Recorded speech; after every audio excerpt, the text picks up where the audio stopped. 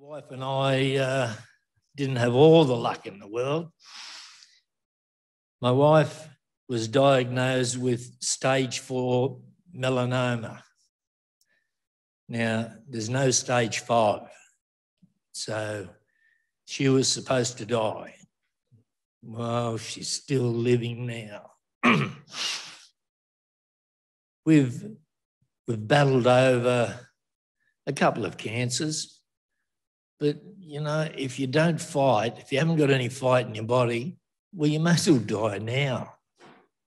You know, if you can't survive, you're not going to survive not battling anything. That's how I look at things. You know, I might have a strange way of looking at things, but yeah, it's just one of those things.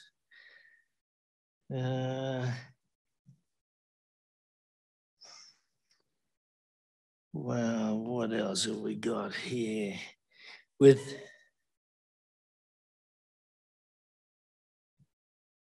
our strong mind power and a new drug, we ended up beating the drugs that had come to us. We are both in remission at the moment. Thank you. And, you know, like, as I said, I could have died. I could have not fought it, and she could have done the same. But where's that going to get you? You know, I would have been dead 10 years ago or something. No, I want to live. I hate losing in football. It really knocks me, especially when a referee's got something to do with it. And that's most of the time. Okay, so also I ended up playing 12 years rugby league at Parramatta. I played all my football for Parramatta, rugby union and rugby league. Out of the 12 years, I had 12 years where I played in finalist football. So, yeah, I had the referees take 2 grand finals off me. No, a little bit dirty on that. Yeah. If anyone's got any questions they would like to ask me, I can answer them to the best of my ability. Yeah.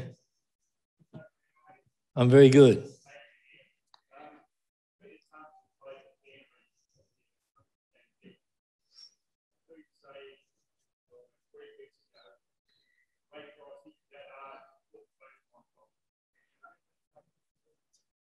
Yeah, well, if you don't hit them hard, what's the point of hitting them?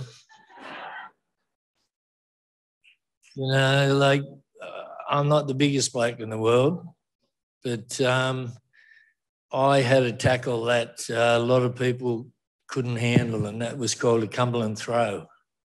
So, yeah, I've had people where I used to do it mostly in union.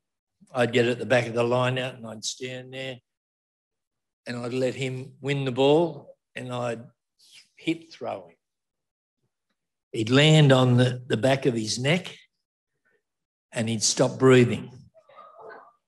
Wow. You ever seen a guy that can't breathe chasing you? That's what they were doing. I just want to say one other thing too. I mean, we all know Bradley Clyde was a sensational player, super player, but his record actually pales in comparison to yours. And people don't realise, apart from what you did without the ball, what you actually did with the ball. You actually scored a lot of tries, and in like a bit over 40-odd rep games, Bradley got 6 tries. You scored 20 tries. In my eyes, you're an immortal, and you should be immortalised because, yeah.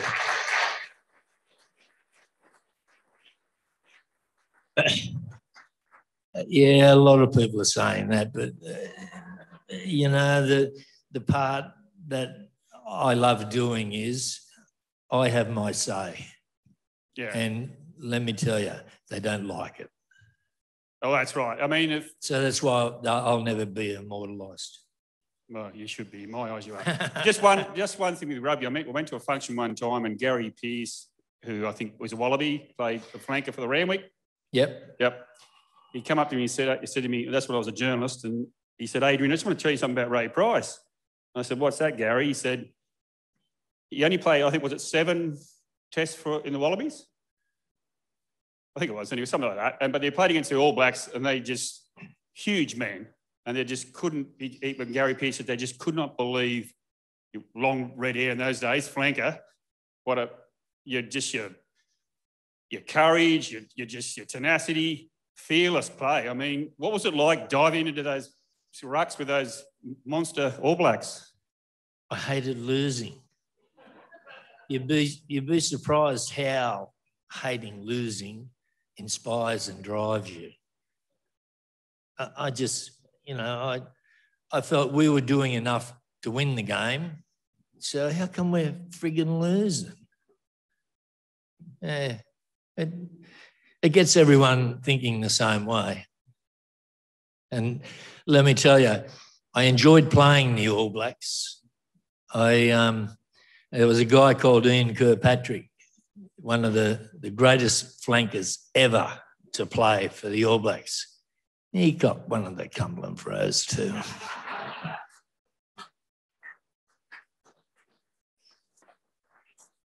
Anyone else? I won't bite you. Yep.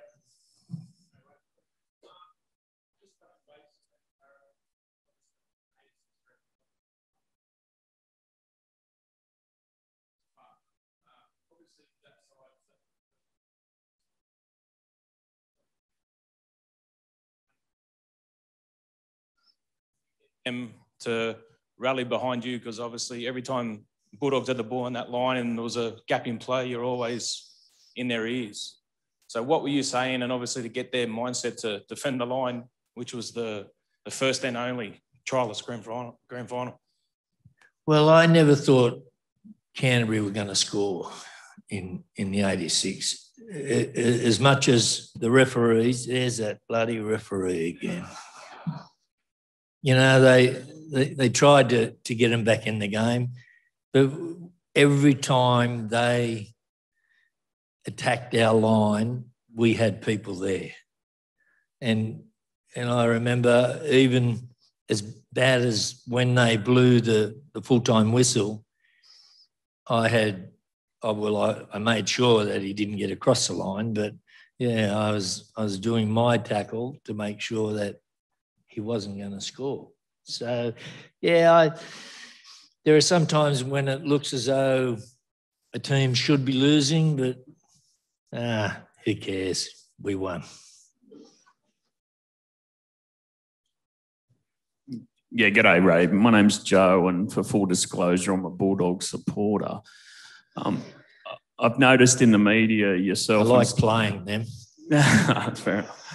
Yourself and Steve Mortimer and other legends from the era are talking about a recent issue around trying to work out what sort of, I suppose, medical issues have stemmed from playing football around concussion and stuff. So can you share a bit about that and what your thoughts are on what we're trying to do at the NRL at the moment?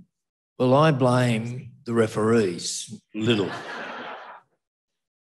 I knew everyone would know that I was going to say that.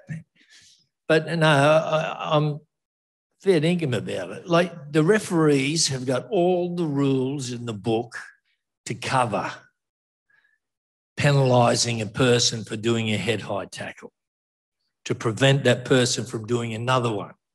But they don't use them. What, are they dumb? Yes. I'd say the referees are dumb because they don't use any of the rules that give them the strength, the power to stop the players from doing it. So am I wrong or are they wrong? Thank you. I'm right.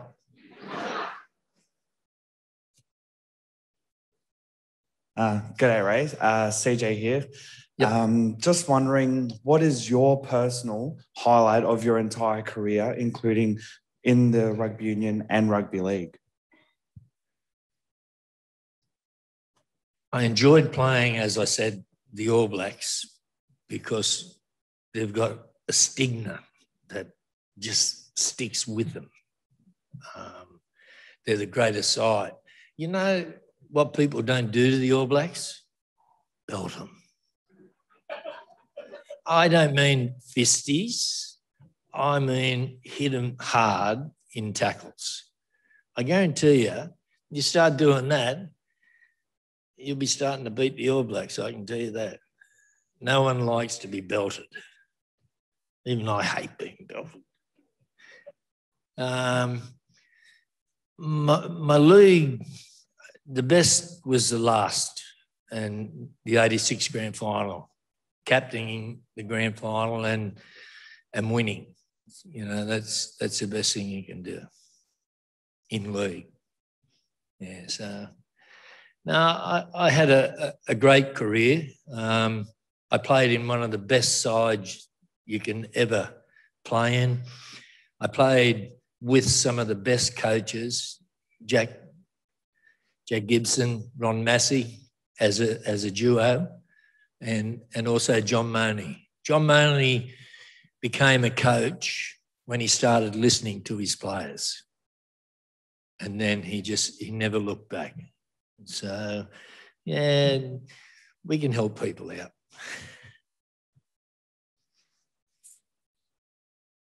Yep. How are you, Rita? Our family's a Bulldog supporter as well, sorry.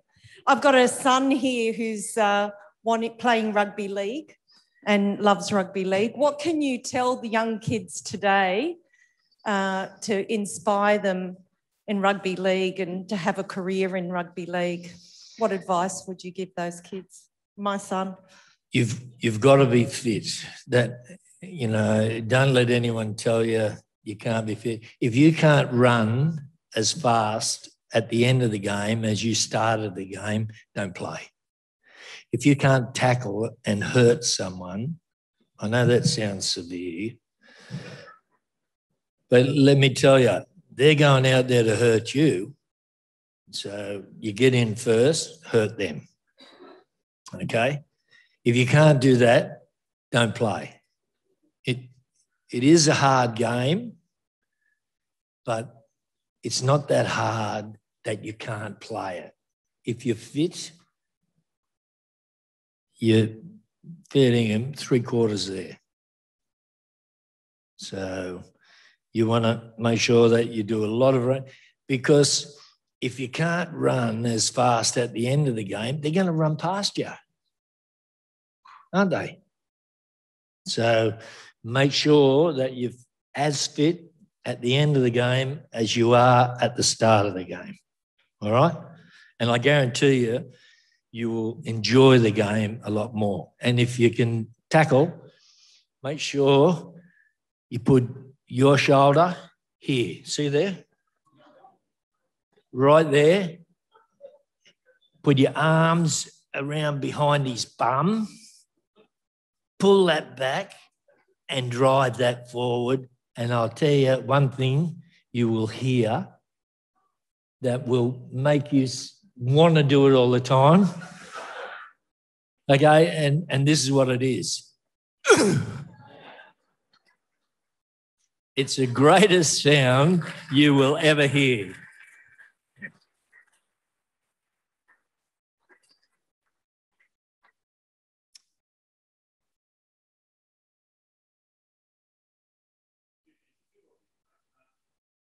Well, to me, you know, you're the greatest Parramatta Eel player ever.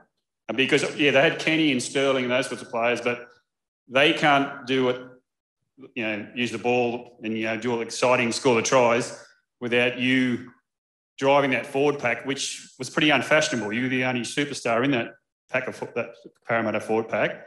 So credit to you on that. And one last thing, I mean, in this new rules of 6 a game, I mean, that would suit you down to the ground. I'd hate to think what your salary would be. You'd be a $2 million a season player because you'd be amazing in the 6 a game rule. What do you think of that new rule?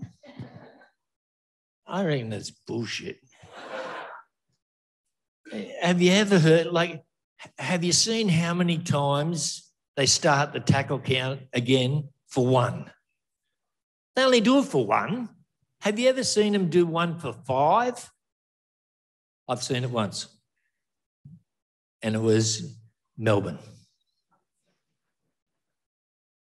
They were just trying it out, I think. Yeah. Oh, no, look, I think the refs should leave the game alone. Referee. That's what they're supposed to be there for, but they don't do that. So, as you can see, I don't like referees. Well, they didn't like me when I was playing, so I'm just repaying them. Hi. Anyone? Yeah, OB. Sorry. My name's Melek. Sorry to take the conversation sort of away from football. I go for a team that got belted last night, but let's skip past that. In terms of what you've been through, like you said, with you and your wife, in terms of the cancer and all the struggles, I just want to know, like, how you stay sort of positive and, like, what gets you through the day and how you, like, want to live, essentially. Yeah. Mate, I play a lot of golf. I play golf with vision impaired people, which I tell you, if you ever want to play golf with someone that's supposed to be blind or something, don't play with these people. Shit. This one guy, he hits the ball further than I do. And straight. I haven't learnt that yet. Straight. Yeah, no, look, I have never been a negative thinker. You know, like, I always want to win. You know, I'm not a spoiled little brat or anything, but if you're playing a game or a sport or whatever and you don't want to win, why the hell are you playing it? You know, my motto is win all. Is that sort of the same aspect you have in your life as well as your sporting career as well? It has, yes, because I've taught her extremely well. Thank you. Oh, no, she's a fighter. She is a fighter like me, and that's why I married her.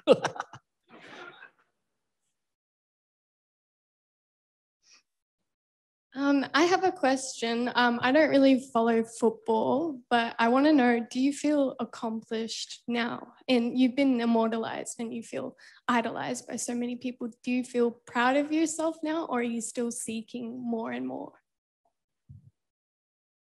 Yeah, like, I feel as though I'm proud of myself because I've got a voice that I can sound out.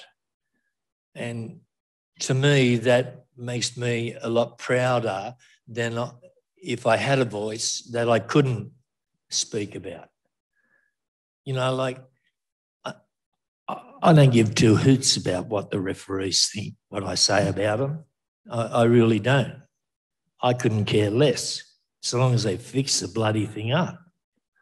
But they won't. So, yeah, look, I played this game because I love the game. I love rugby league and I love rugby union. And I also love cricket. They're the 3 sports I played, as well as golf. So, yeah, look, if you can achieve something, that's what it's up to. And it all comes back to mind over matter. You know, like, your mind is your strongest weapon. If you want to be good at something, make sure your mind's involved. Because if your mind's not involved with you, you're not going to be good. But if your mind is involved with you, you'll be good. I can guarantee that.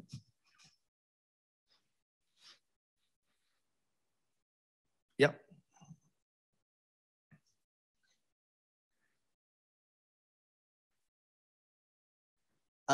My name's Jake. It's obviously good How to are meet you? you in person. Very good. How are you? Good. just going back to when the doctor said you got 5 days, how did you feel about that? As I said, I can't say what I said to the doctor. Yeah. But yeah, I didn't believe him. You know why?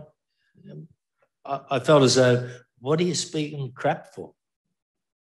Because I didn't feel it. It's the same now. My doctor tells me that I've got something wrong with my liver. And I'm thinking, well, if I had something wrong with my liver, surely I'd feel it. I don't feel anything. I feel good, you know, and yeah, I thought, well, one of us is wrong. And I'm hoping it's him.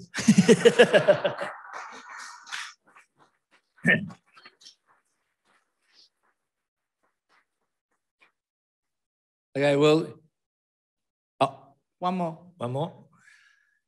Hello, Ray. How are you? Very good.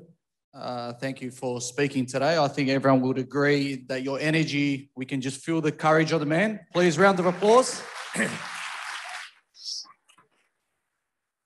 Ray, I'm a big believer in your belief system and energy, and I can feel the courage. Was there any main habits that you had growing up? Just one thing that you did or two things that you can share that got you on your journey? Something small that people may take away with them today, simply. Always believe in yourself. You know, it's so easy to do. People make it sound as though it's a very hard thing to do. But believing in yourself is the simplest thing you can do. Thank you. Thank you. Trust your heart.